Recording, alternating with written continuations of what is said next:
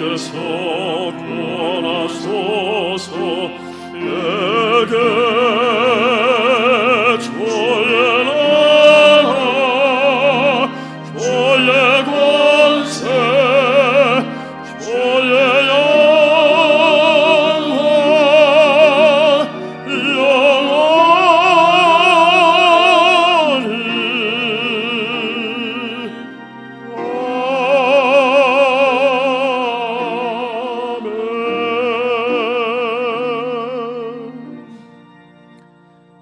거룩하신 하나님, 오늘도 복되고 거룩한 주일을 허락하시니 감사합니다.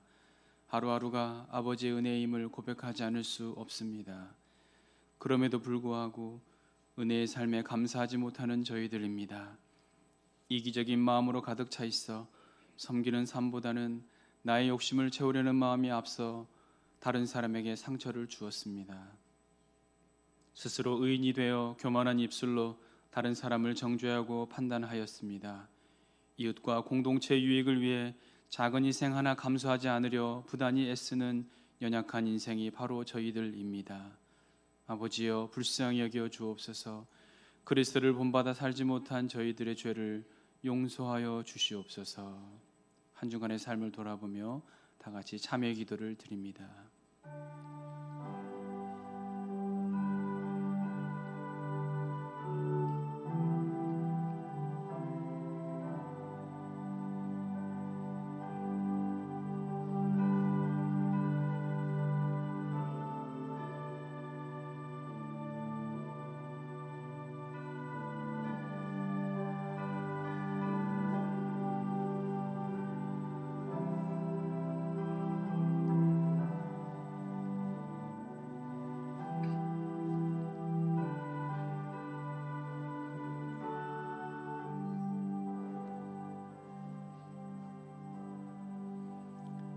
여기 사조의 말씀이 있으니 내가 이르기를 허물을 여호와께 자복하리라 하고 주께 내 죄를 아뢰고 내 죄악을 숨기지 아니하였더니 곧 주께서 내 죄의 악을 사하셨나이다. 아멘. 사랑이 무한하신 하나님, 이 시간 저희가 고백한 모든 죄를 용서해 주시니 감사합니다. 아버지의 빛의 자녀로 세상 앞에 당당히 설 수 있도록 인도하여 주시옵소서. 성령님, 오늘의 예배 가운데로 초대합니다. 각 심령 위에 임하여 주사 거룩한 하나님의 성품을 발견하게 하시고 아버지의 뜻을 깨달을 수 있도록 은총을 허락하여 주옵소서. 더불어 그리스도인으로서 나와 교회 공동체가 세상 가운데 빛과 소금으로 온전히 작용하도록 역사하여 주시옵소서. 이제 사도신경으로 신앙을 고백합니다. 나는 전능하신 아버지 하나님, 천지의 창조주를 믿습니다. 나는 그의 유일하신 아들 우리 주 예수 그리스도를 믿습니다. 그는 성령으로 잉태되어 동정녀 마리아에게서 나시고 본디오 빌라도에게 고난을 받아 십자가에 못 박혀 죽으시고 장사된 지 사흘 만에 죽은 자 가운데서 다시 살아나셨으며 하늘에 오르시어 전능하신 아버지 하나님 우편에 앉아 계시다가 거기로부터 살아있는 자와 죽은 자를 심판하러 오십니다. 나는 성령을 믿으며 거룩한 공교회와 성도의 교제와 죄를 용서받는 것과 몸의 부활과 영생을 믿습니다. 아멘.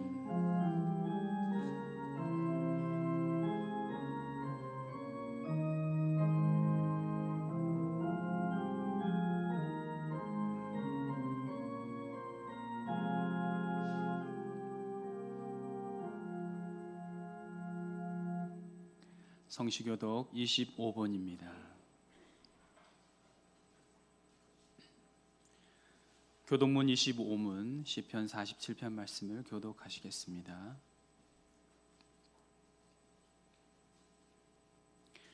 너희 만민들아 손바닥을 치고 즐거운 소리로 하나님께 외칠지어다.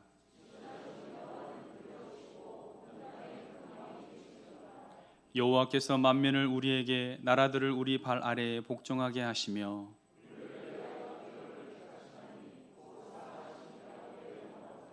하나님께서 즐거운 함성 중에 올라가시며 여호와께서 나팔 소리 중에 올라가시도다.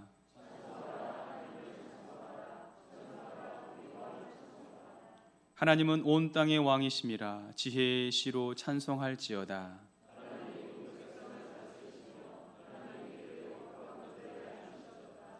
문나라의 고관들이 모이며 아브라함의 하나님의 백성이 되도다.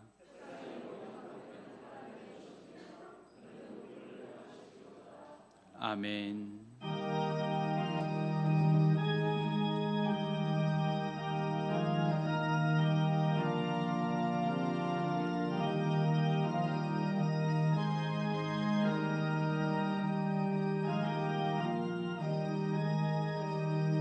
생명의 주여 멸류관 받으시옵소서.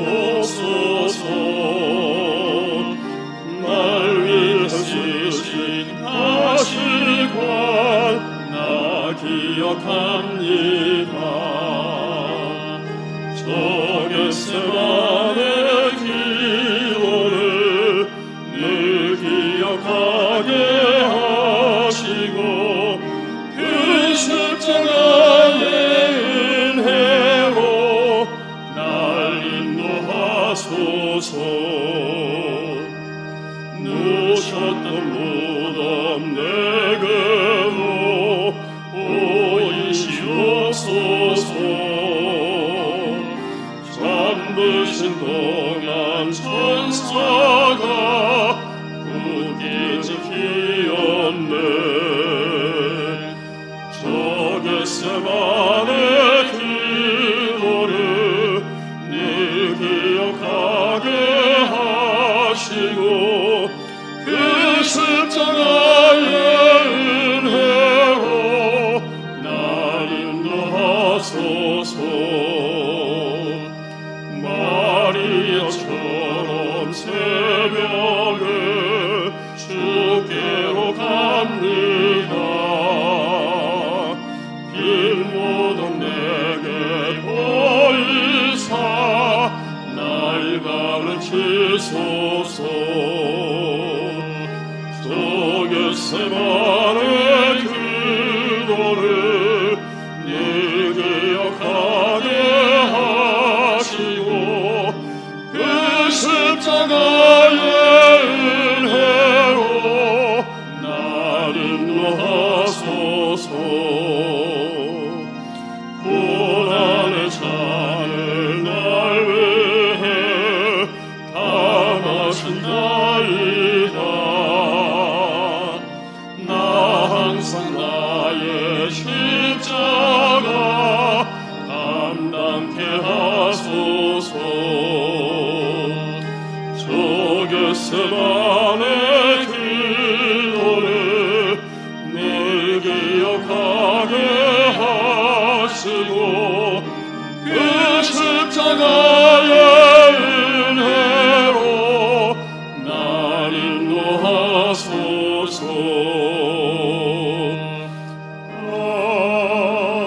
아멘.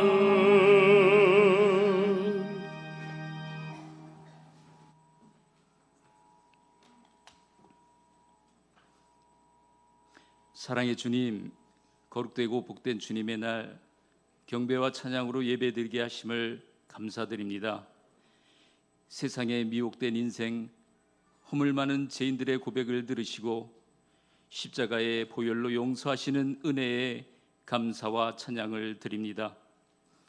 언제나 주님을 의지한다고 입술로는 고백하지만 믿음이 부족하여 넘어질 때도 있고 헛된 허상을 쫓다 낭망하여 주님을 원망할 때도 있었습니다.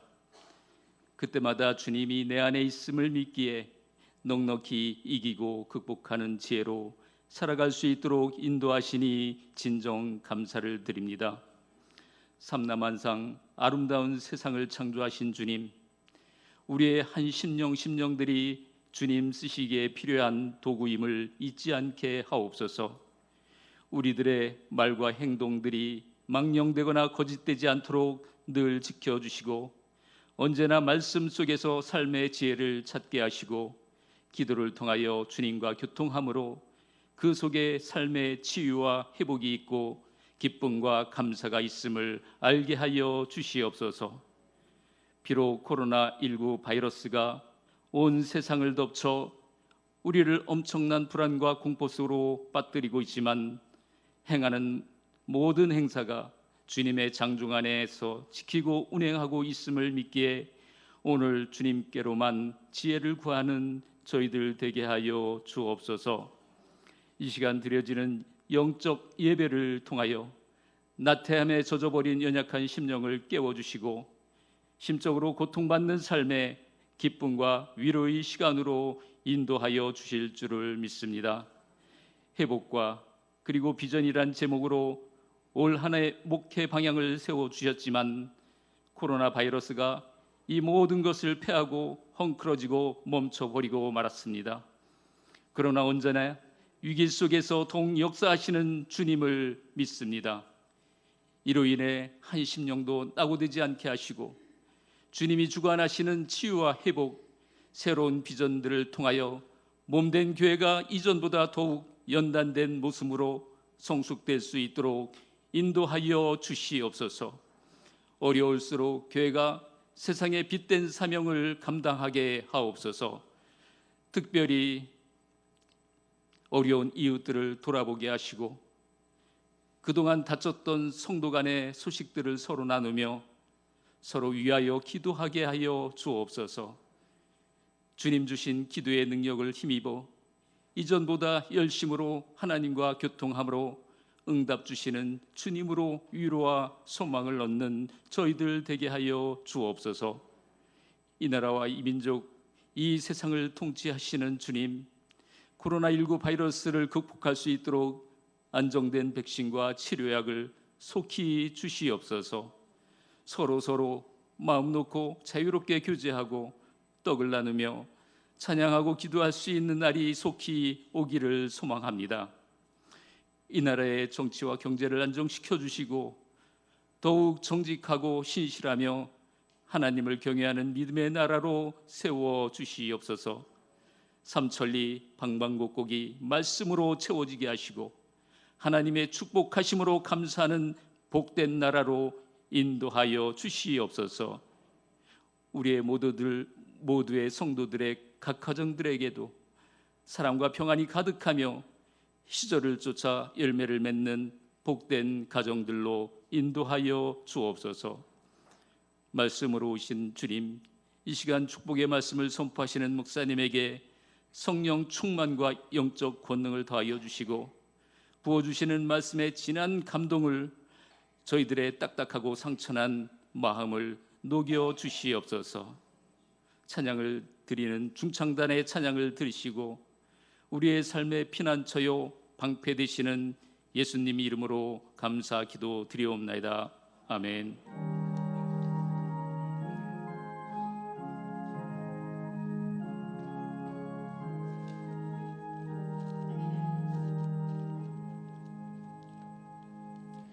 오늘 우리에게 주신 하나님의 말씀은 구약성경 여호수아서 11장 15절 말씀과 13장 1절에서 7절까지 말씀입니다.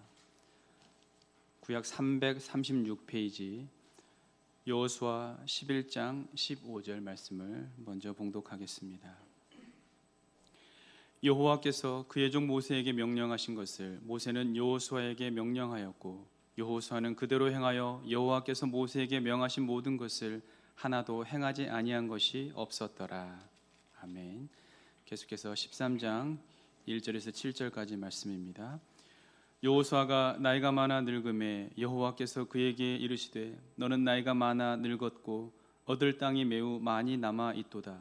이 남은 땅은 이러하니 블레셋 사람의 모든 지역과 그술 족속의 모든 지역 곧 애굽 앞 시홀 시내에서부터 가나안 사람에게 속한 북쪽 에그론 경계까지와 블레셋 사람의 다섯 통치자들의 땅 곧 가사 족속과 아스돗 족속과 아스글론 족속과 가드 족속과 에그론 족속과 또 남쪽 아위 족속의 땅과 또 가나안 족속의 모든 땅과 시돈 사람에게 속한 무아라와 아모리 족속의 경계 아벡까지와 또 그발 족속의 땅과 해 뜨는 곳에 온 레바논 곧 헤르몬 산 아래 바알가셋에부터 하맛에 들어가는 곳까지와 또 레바논에서부터 미스르봇 마임까지 산지의 모든 주민 곧 모든 시돈 사람의 땅이라.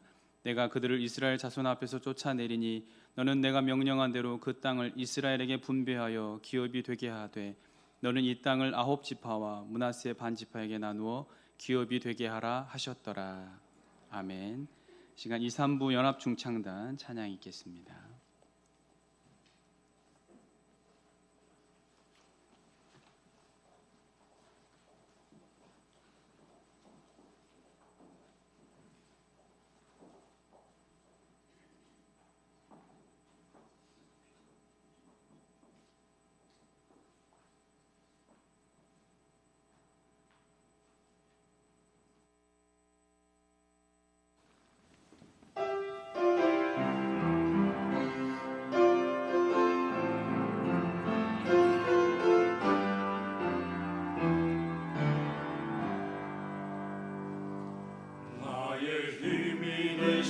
여호와여 내가 주님을 사랑합니다. 주는 나의 반석이시며 나의 요새시라. 주는 나를 건지시는 나의 주 나의 하나님 나의 피할 바위시요 나의 방패시라. 나의 하나님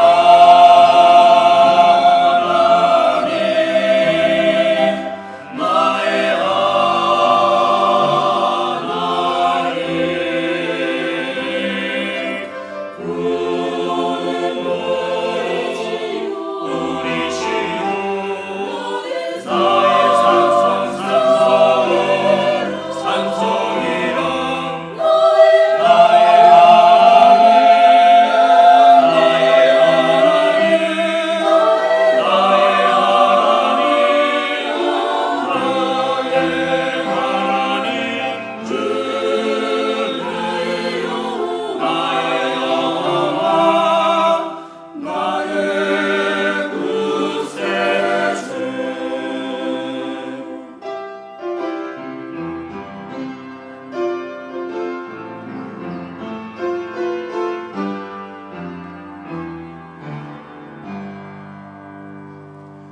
나의 생명이신 여호와여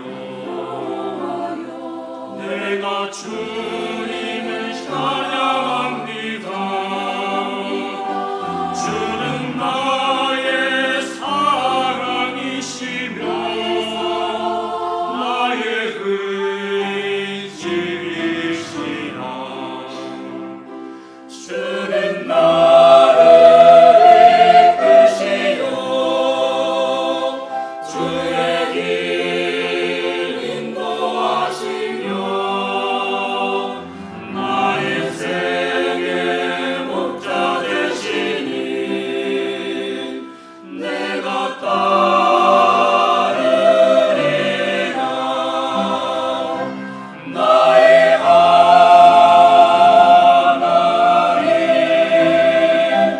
나의 하나님 생명으로 면류관을 내게 씌우소서 씌우소서. 나의 하나님 나의 하나님 나의 하나님 나의 하나님 그는 나의 여호와 그는 나의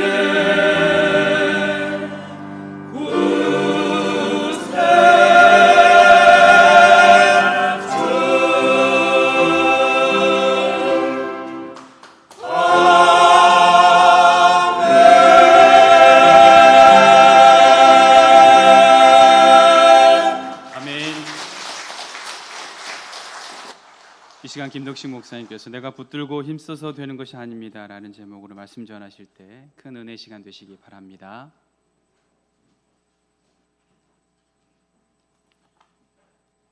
이부 때에도 듣고 너무 좋았고 은혜 받았는데 3부 때도 역시 또 다른 은혜와 감동이 부어지는 것 같습니다.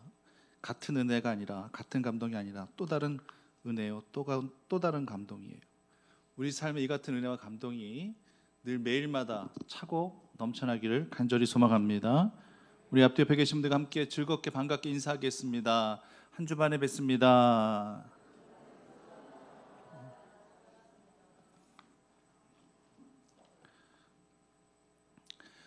리더십이라고 하는 미국 잡지가 있어요. 거기에 삽입됐던 이야기 하나 소개해 드릴게요. 흑인으로는 처음으로 미국 메이저리그 야구팀의 선수로 기용되었던 제키 로빈슨이라는 유명한 야구 선수가 있어요.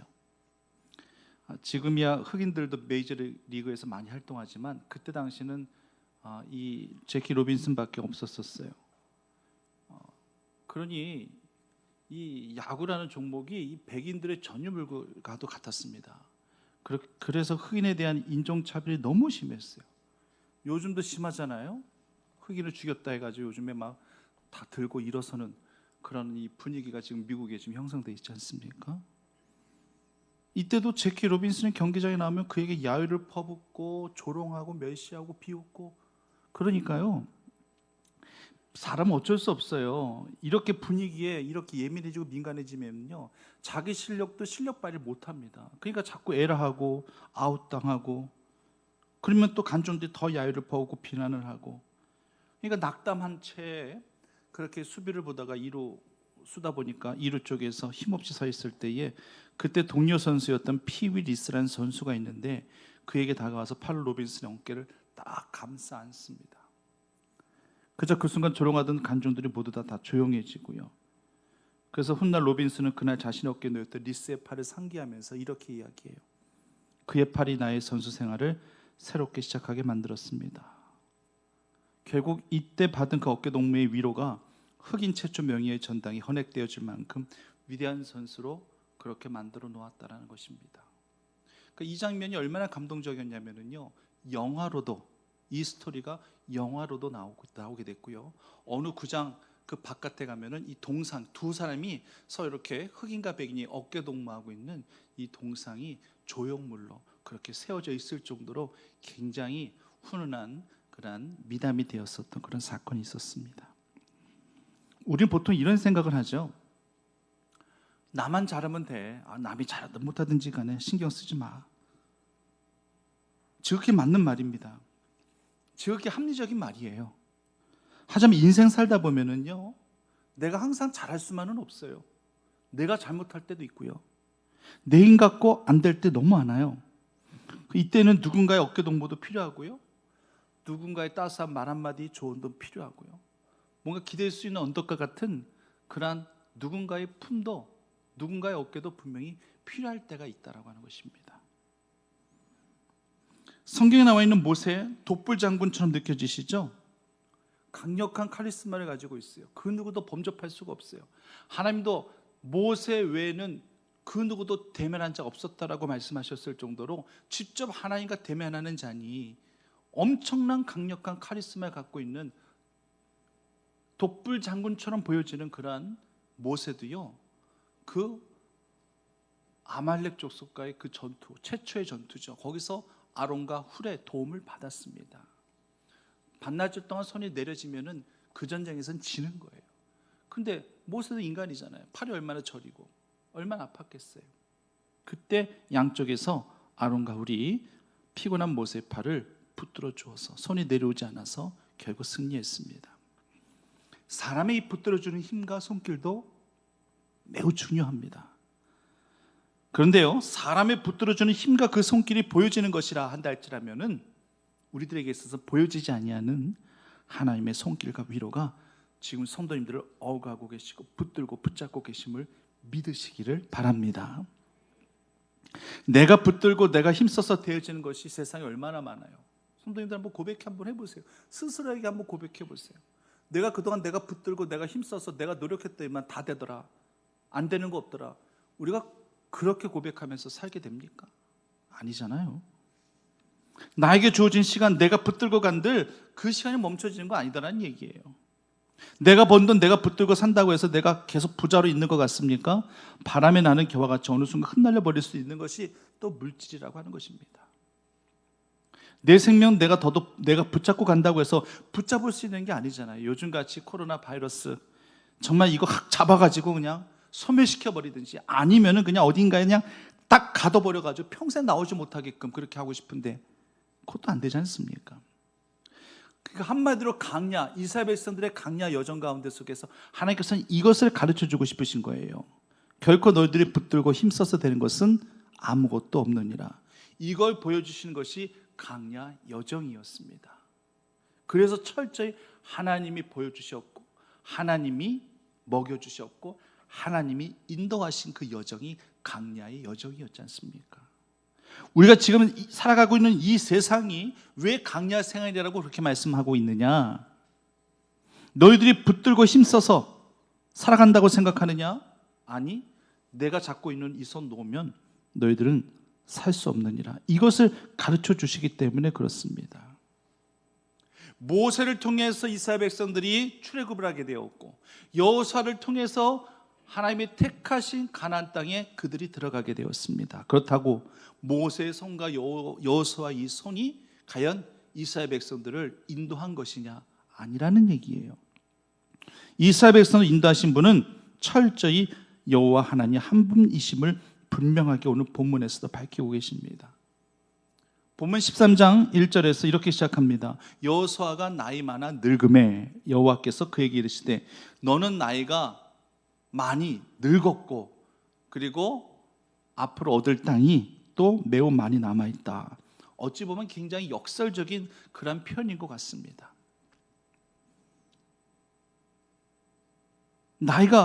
여호수아가 나이가 많아서 어떡하냐, 이제 앞으로 정복해야 될 땅이 많은데, 얻을 땅이 참 많은데 이거 참 어떡하냐. 어떻게 보면은 굉장히 염려스러운 그런 부분으로 여호와 하나님께서 여호수아에게 말씀하신 것처럼 그렇게 느껴지죠.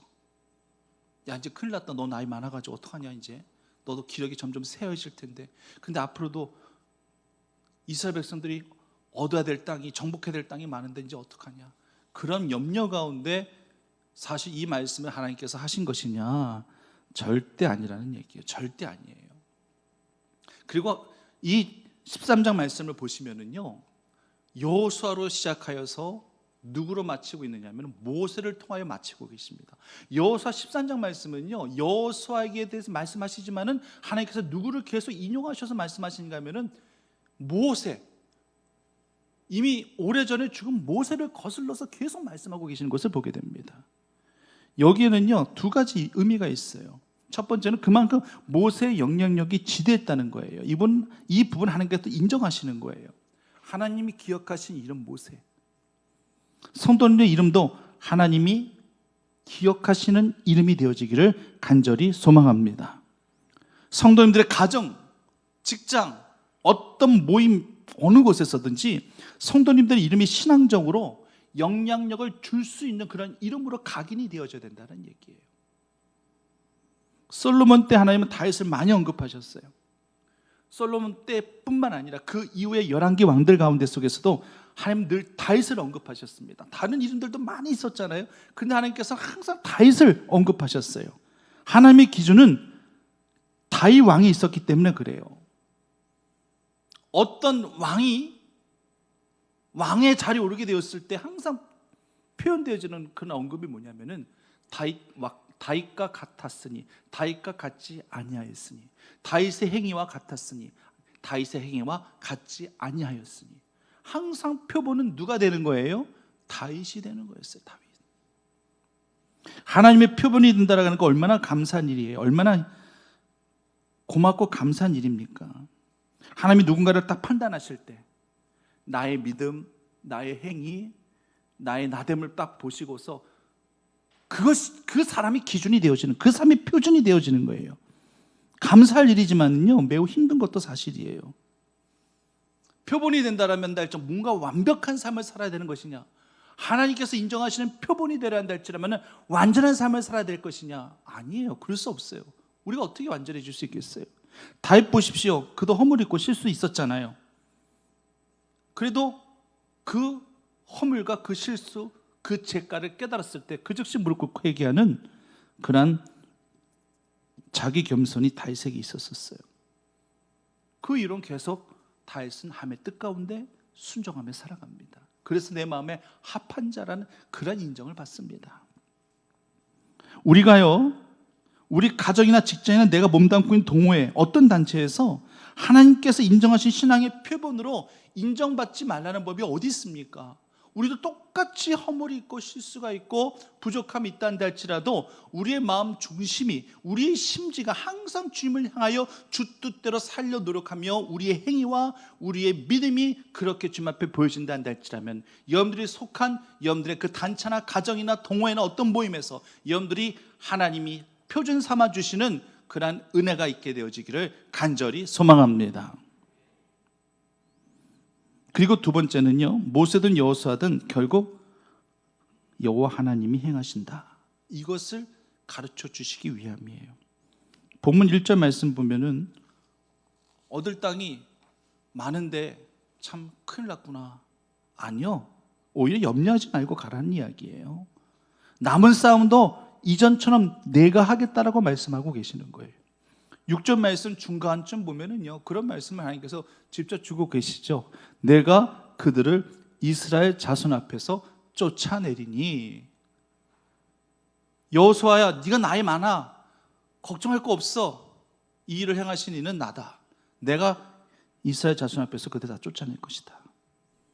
모세 때도 마찬가지고, 여호수아 때도 마찬가지고, 여호수아 다음 때도 마찬가지고, 시대를 거슬러서 지금 우리가 살아가고 있는 이 현실, 이 시대도 마찬가지고, 하나님의 시공간을 초월해서 우리를 다스리시고 이끌어 가시는 분이시므로 염려하지 말고 앞으로 나아가야 될 줄 믿습니다. 진짜 싸움은 내가 할 테니까 염려 말고 나가라는 얘기예요. 이것을 통해서 하나님께서 우리에게 주신 메시지는 바로 이겁니다. 하나님 백성들의 삶이라고 하는 것은, 믿음의 삶이라고 하는 것은 내가 붙들고 내가 씨름해서 내가 힘써서 되는 것이 결코 아니다, 이것을 분명하게 저희들에게 가르쳐주고 계시는 거예요. 하나님이 모세를 들어 사용하셨고 여호수아를 들어서 사용하고 계시고, 하지만 결국 일의 행하심과 역사심의 주체는 하나님이시라고 하는 거, 이것을 분명하게 말씀하시는 거예요. 변질된다라고 하는 거, 특히 성경의 선진들, 위인들, 그들 가운데 속에서도 오랜 시간 변질된 사람도 있고 순간 변질된 사람들도 있고요. 변질이라고 해가지고 뭐 그들이 하나님을 저버리고 우상을 섬겼다든지 그런 걸 말씀드리는 게 아니에요. 하나님의 성령을 경험하고 체험한 사람들은요, 절대 이렇게 할 수가 없습니다. 초심이 열심으로 연결되지 못하고, 초심이 뒷심으로 연결되지 못하고, 중간에 어느 순간 초심이 변심되어지는 거. 오늘 본문 말씀의 제목처럼 내가 붙들고 내가 힘쓰면 다 되는 것으로 착각하는 순간부터 그렇게 신앙의 변질은 시작이 되어지는 거예요. 예수 믿는 사람들은요, 세상 논리와 학식과 상식과 합리성 따라 살아가는 거 아니에요. 우리들은 철저히 하나님이 주신 그 약속 따라, 믿음 따라 살아가야 됩니다. 하나님의 붙드시는 손이 언제 나를 통해서 이끌어 가시는지 어떨 때는 잘 느껴지지 못할 때도 있어요. 아브라함은 달랐을 것 같습니까? 우린 아브라함을 믿음의 조상이라고 우린 부릅니다. 굉장히 완벽한 삶을 산 인물 중에 하나로 우리는 아브라함을 칭합니다. 근데 아브라함에게도 신앙의 암흑기가 있었어요. 그때가 언제였느냐? 하나님이 분명 아들을 주시겠다고 약속은 하셨는데, 근데 기다려도 소식이 없어요. 시간은 점점점 지나가는데, 세월은 흐르다 보니 나는 점점점 나이는 먹어가는데 도저히 더 이상 기다릴 수가 없어서 그때 낳은 아들이 이스마엘이에요. 첫 하갈을 통해서 이스마엘을 낳았습니다.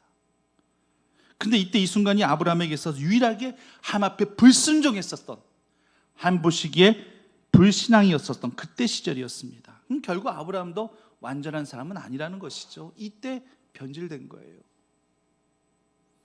아들이 있을 거란 그 약속 기다리다 또 지쳐 그냥 하갈을 통해 이스마엘을 낳은 거예요. 이때부터 하나님은요, 오랜 시간 동안 아브라함과의 그 교통과 교제를 끊어버리십니다. 굉장히 긴 시간이에요. 우리가 신앙생활하면서 하나님의 진노라고 하는 것이 무엇이냐? 우리가 뭐 세상 가운데 뭐 병을 얻어가지고, 암이라도 얻어가지고 죽을 병 걸렸다든지, 아니면은 큰 사고를 당해가지고 우리가 어디 하나가 못 쓴다든지, 그거 아니에요. 우리 믿는 자들에게서 진노라고 하는 것은 하나님이 사인을 안 해주실 때에, 그때가 바로 하나님의 진노예요.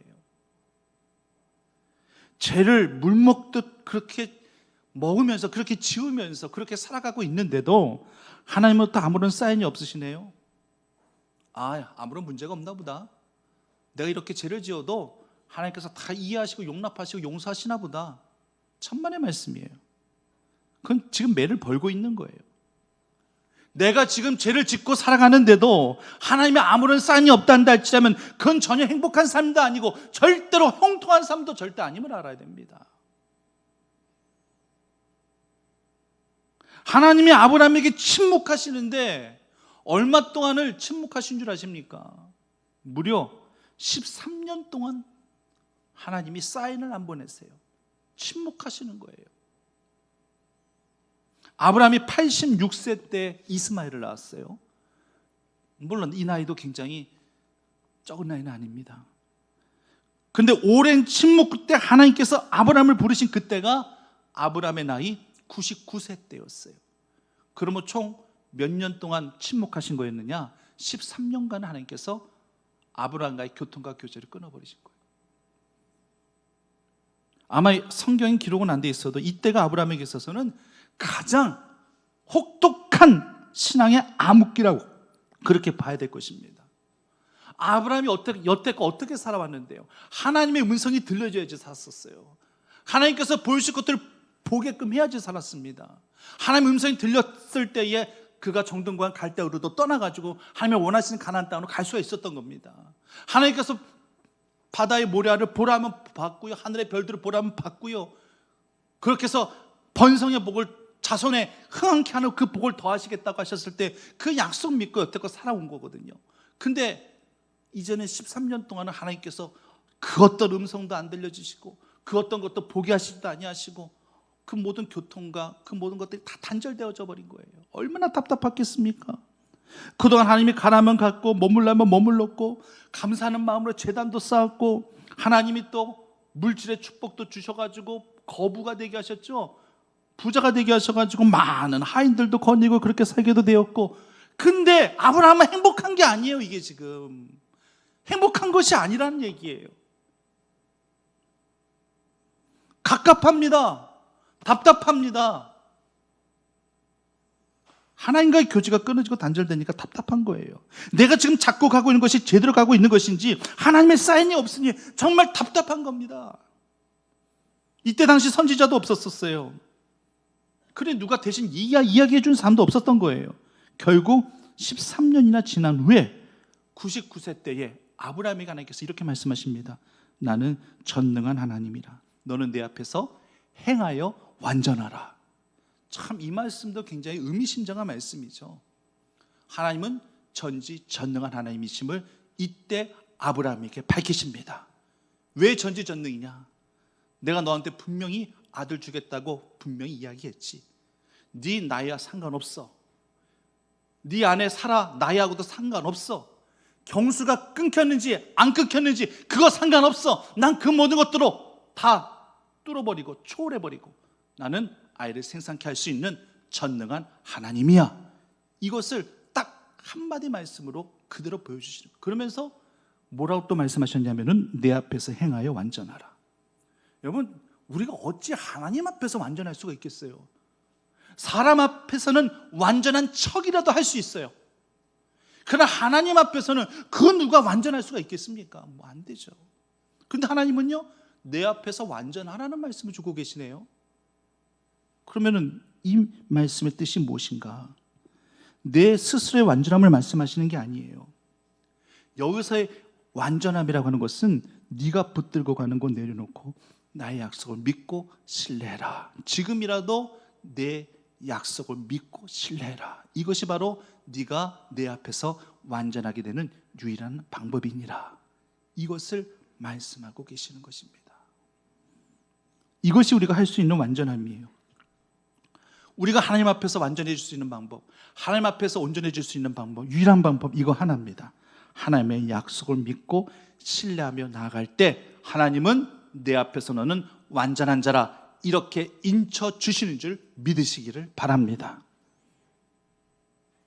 내가 충분히 나 혼자 힘으로 할 수 있을 것 같은데, 내 능력 갖고 충분히 이 모든 것 가능한데, 누구 도움도 필요 없겠는데, 내가 붙잡고 내가 힘써서 내가 뭔가를 해보려고 할 때 하나님을 통하지도 아니하고 다이렉트로 그냥 내 임의대로 모든 것들을 해보려고 하는 것, 이것이 바로 그때부터가 변질인 거예요. 여기 아브라함도 넘어졌고 야곱도 넘어진 것이고 다윗도 넘어진 것이고 여호수아도 넘어졌어요. 여호수아도. 아이고, 여리고 성까지도 우리가 다 허물었는데 이깟 아이성 정도쯤이야. 지파별로 장정들 다 올려보낼 필요도 없어. 딱 보니까 이 조그만 성은 한 3,000명 정도만 올라가면 되겠다. 그냥 그 정도만 올려보내. 그러면 이길 수 있을 거야. 그런데 여호수아도 이런 순간 이런 생각에 사로잡히다 보니까 그 전쟁에서 보기 좋게 나가 떨어졌죠. 패배했습니다. 믿음의 선진들도요, 이렇게 순간순간 넘어지고 자빠지고 허물이도 나고 실수도 하고 그러는 거예요. 하나님이 붙잡아 주셔서 여태껏 살아왔고 또 붙잡아 주셔야지만 살 수 있다는 것을 그들이 알면서도 순간 인간적 생각에 사로잡히다 보면은 내가 하는 것 같고 내 힘 갖고 하는 것 같고 내가 어떻게 충분히 해볼 수 있다라는 생각이 든다 한다 할지라면은 결국 그때부터 변질되어지는 거예요.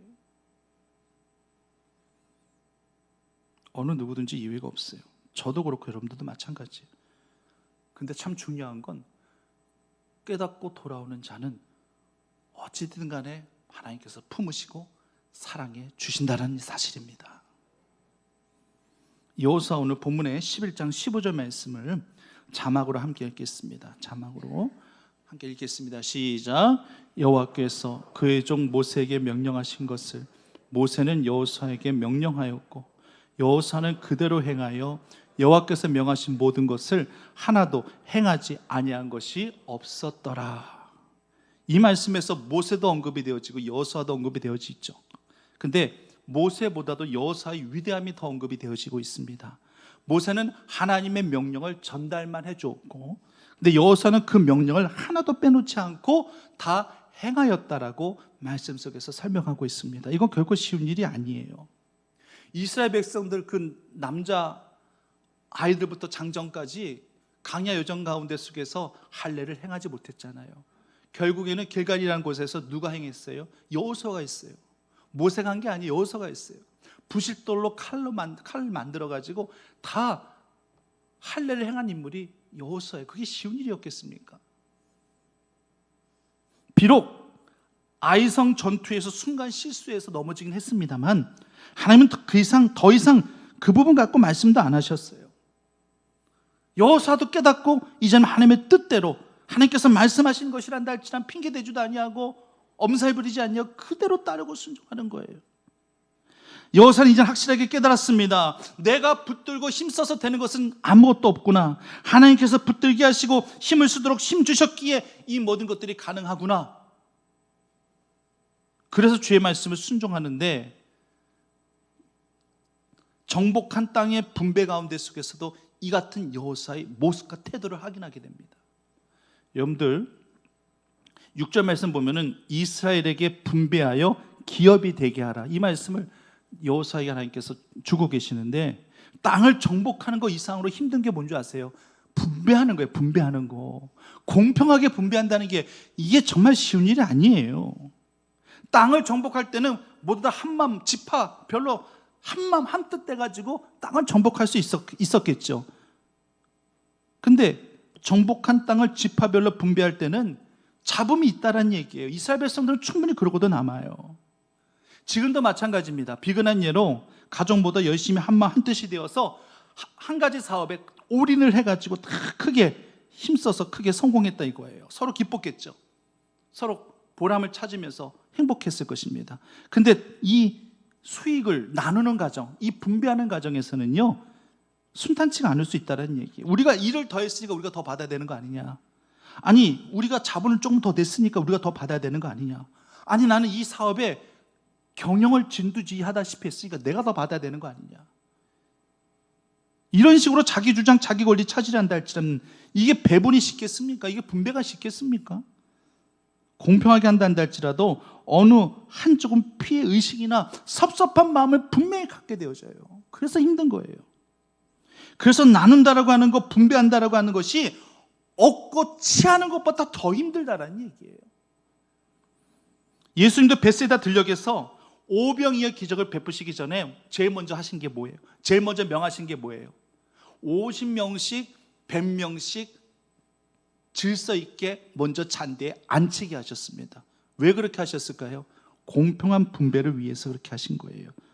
5,000명 이상 되는 사람들을 질서 있게 이렇게 앉혀서 음식을 나눠줘야지만 공평하게 분배가 되니까 이렇게 하신 거예요. 근데 사실 쉽지 않아요.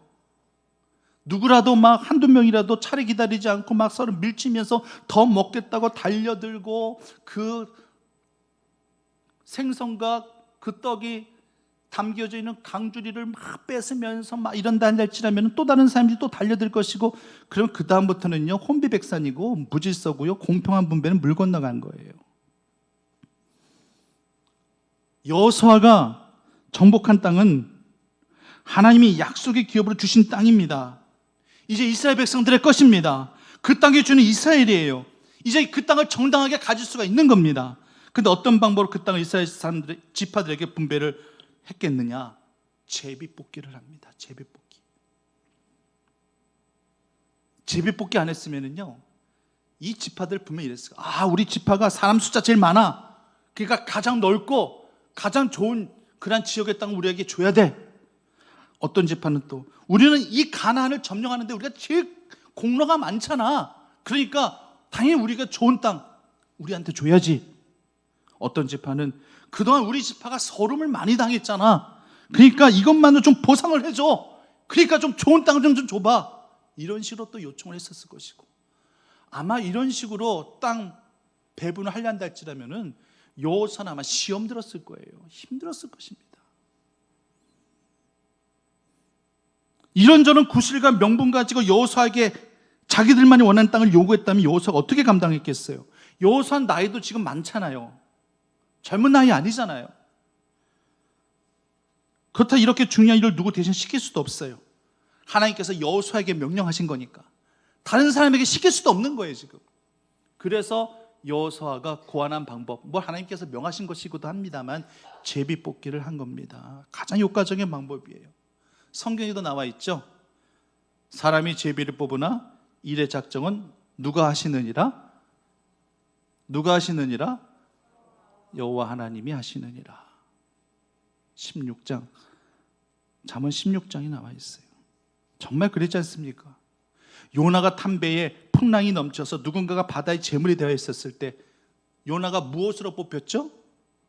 제비뽑기로 뽑혔어요. 하나님이 작정하신 거니까 제비뽑기를 어떤 식으로 했는지 저는 잘 모르겠습니다. 성경 안 나와 있으니까. 그럼 어떤 식으로 제비뽑기를 했단다 할지라도 그 제비뽑기에 요나가 걸리게 되어 있어요. 여호수아도 제비뽑기를 이미 경험을 했어요. 아간이 범죄함으로 말미암아 하나님이 크게 진노하십니다. 하나님의 것을 도둑질했어요. 입마에 포켓했습니다. 사람들은 모르죠. 그러나 하나님은 보고 계셨어요.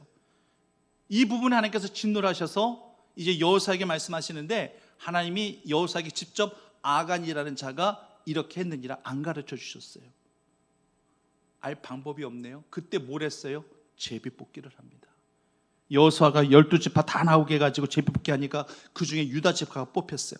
유다 지파 사람들 다 나오게 해가지고 또 제비뽑기 하니까 세라 족속이 뽑혔어요. 세라 족속들 다 나오게 해가지고 또 제비뽑기 하니까 이번에는 삽디가 뽑혔어요. 그래서 삽디 가족들만 또 다 나오게 해가지고 제비뽑기 하니까 삽디의 손자 갈미 아들 아간이 딱 뽑힌 거예요. 아간을 골라내기 위해서 몇 번의 제비뽑기를 했는지 모릅니다. 제비뽑기 숫자, 횟수 이거 중요하지 않아요. 더 이상 더 많은 제비뽑기를 했단다 할지라도 하나님께서 작정하셨기 때문에 뽑혀야 될 인물은 아간이었던 거예요. 하나님이 작정하시니까 제비뽑기를 통해서 그렇게 뽑아내시다는 얘기입니다. 그래서 여호수아는 하나님의 작정하심을 믿고 신뢰하여 이스라엘 백성들에게 땅을 나눠줄 때 제비뽑기를 하게 된 것입니다. 아주 현명한 방법이었습니다. 이게 아니었단다 할지라면은 공평하게 한다는들, 여호수아가 누구하고 친분이 있기 때문에 좋은 땅은 주었다든지, 누구한테는 미운 털이 박혀 있었기 때문에 나쁜 땅은 주었다든지, 정말 있는 핑계 없는 핑계 다 만들어서라도 여호수아를 비난하고 원망했겠죠. 그래서 여호수아는 안 거예요. 이건 내가 해야 될 것이 아니구나. 내가 붙들고 힘써서 이거 할 수 있는 것이 절대 아니구나. 이것을 이미 경험한, 체험한 여호수아는 땅의 분배에 있어서도 하나님의 작정하심과 섭리를 의지하여 제비뽑기를 하게 되는 것입니다. 이게 믿음입니다. 성도님들, 내가 뭔가를 해보려고 하는 의지와 내가 뭔가 할 수 있다는 그 힘, 그 능력, 그거 한번 하나님 앞에 전부 한번 다 빼보시겠어요? 한번 빼보실 수 있으시겠습니까? 이거 빼면 죽을 것 같죠? 안 죽어요. 그건 제가 책임집니다. 하나님 앞에서 내가 뭔가를 해보려고 하는 내 의지와 힘 전부 한번 빼보세요. 100% 다 빼고 하나님 앞에 비어진 심령 갖고 한번 서보십시오. 그리고 하나님께서 어떻게 행하시는지 잠잠히 보십시오. 주님께서 어떻게 행하시든지 순종하고자 따르고자 하는 그런 마음으로 하나님께서 행하신 일을 한번 지켜보십시오. 왜 신앙생활이 그렇게 힘들고 지치고 어려운 것인지, 그건요, 자꾸 내가 내 스스로 애쓰고 내 스스로 내 머리를 쓰기 때문에 신앙생활이 지치는 거예요. 힘든 거예요. 세상이 험하다 보니까, 부딪히다 보니까 그런 겁니다. 아니요. 남 탓할 이유가 없고요. 세상 탓할 이유가 없고요. 내 자신을 보십시오. 은혜 받으려는 갈급한 마음이 없는 것도 문제죠. 큰 문제지. 하지만 은혜 받으려고 너무 애쓸 필요도 없어요. 그냥 주의 성전에 나오시게 되면 한 주간 동안 내가 잡고 있었던 것, 내가 힘썼던 것, 그 모든 것 주의 성전에 다 내려놓으시고 그냥 물 흐르듯 임하시는 성령님의 만지심과 부욕케 하심을 말씀 가운데 속에서 예배 가운데 자연스럽게 경험하시면 되는 겁니다. 그럼 은혜가 스폰지같이 스며들게 되어 있습니다. 준비된 심령으로만 나오십시오. 내가 못 잡는 게 아니라 내가 안 잡는 겁니다. 하나님이 잡고 가시도록 나를 내려놓을 때에 나는 하나님 앞에 무임승차할 수 있는 겁니다. 그때부터 내 힘과 내 의지가 아니라 하나님의 손길과 강권하심으로 하나님과 동행하는 삶을 살게 되는 것입니다. 포도나무 가지 비유하시죠. 가지는 포도나무에 붙어 있을 때 강함을 느끼게 됩니다. 떨어져 있으면 아무것도 아니에요. 포도나무 가지는 한몫으로도 쓰기 부족한 가지입니다. 그러므로 붙어 있을 때 주님과 접붙임 당하여 그 은혜와 공로로 내가 살아가고 있음을 고백하게 되어질 때 포도나무 그 가지의 은혜를 발견하게 되어질 것입니다. 다시 한번 강조해서 말씀드립니다. 다 같이 한번 우리가 이 말씀을 다시 한번 힘차게 고백하시고 말씀을 맺겠습니다. 함께 읽겠습니다. 함께 고백하겠습니다. 내가 붙들고 힘써서 되는 것은 아무것도 없습니다. 믿으십니까? 예, 기도하겠습니다. 그렇습니다. 하나님, 내가 붙들고 내가 힘써서 되는 것은 아무것도 없습니다. 하나님을 제외시켜 놓고 내 생각과 내 뜻대로 내 힘대로 되는 것은 아무것도 없습니다. 이것을 삶 가운데 고백하오니 하나님 철저히 하나님 붙들고 붙잡고 하나님의 힘의 근원으로 살아가는 저희 모두가 되게 하여 주시옵소서. 예수님의 이름으로 기도드립니다.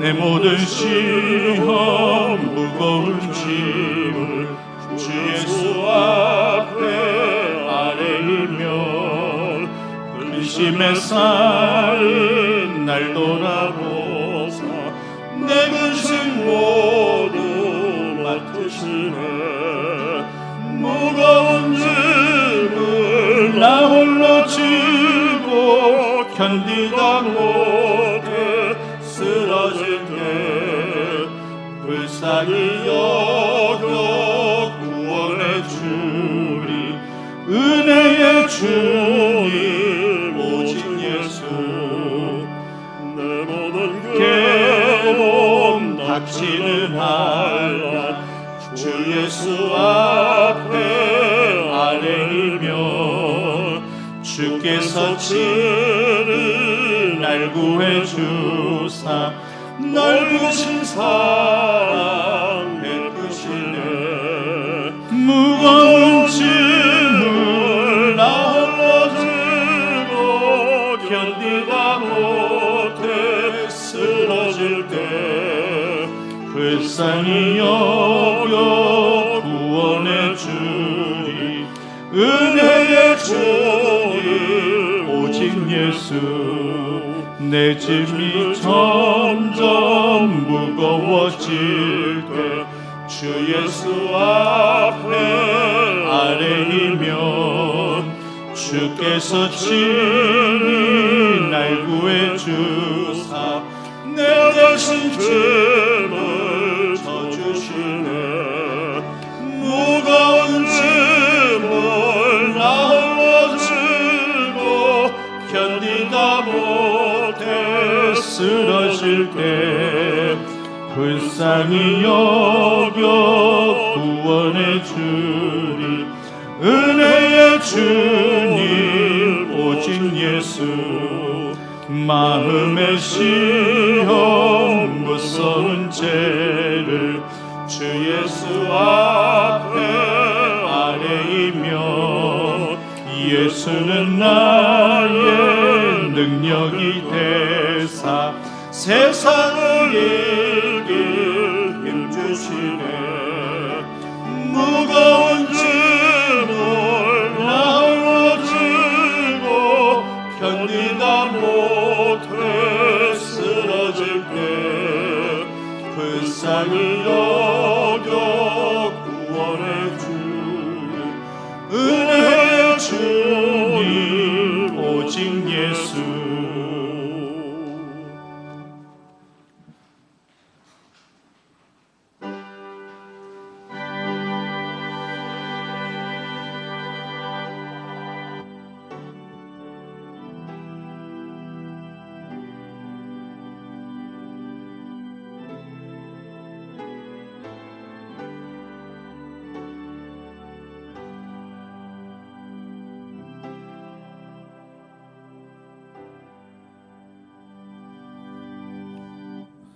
하나님 감사합니다. 주의 날에 주의 성도들 주의 제단에 이렇게 불러주셔서 또 예배로 주님 앞에 영광 올려드리게 하시고 또 이렇게 예물까지 주님 앞에 올려드릴 수 있는 손길이 있게 하시니 고맙고 감사함을 드립니다. 하나님의 것으로 늘 구별되어진 삶을 살아가게 하시고 늘 감사의 조건들을 늘 삶 가운데 고백하며 살아가는 저희 모두가 되게 하여 주시옵소서. 하나님 힘겨운 때 살아갑니다. 코로나 바이러스로 인해서 아직까지도 확진자가 계속 나오고 있는 이 상황 가운데 속에서도 저희들을 늘 든든히 붙들어 주시고 살피시고 하나님의 품에 늘 거할 수 있도록 늘 주장하시고 인도하여 주시는 귀한 은혜가 있게 하여 주시옵소서. 하나님 앞에 영광 올려드리오며 예수님의 이름으로 기도드립니다.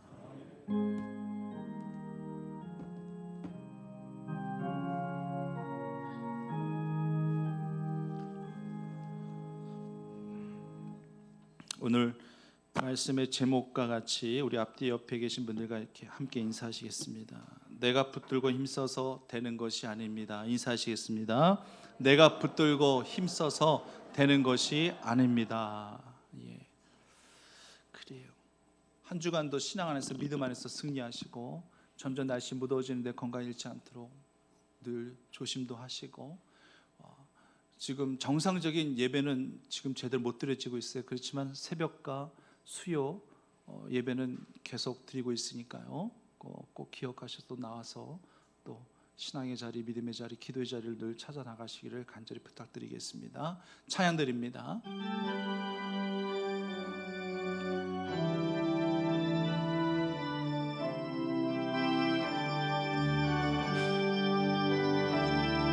세상 모든 민족이 구원을 얻기까지 쉬지 않으시는 하나님,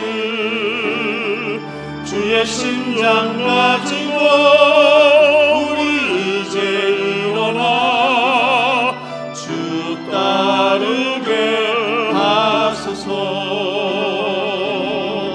세상 모든 육체가 주의 영광 보도록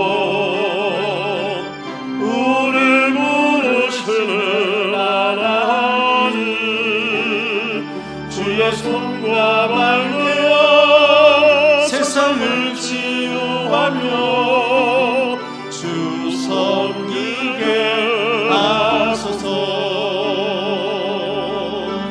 우리마다 높음같이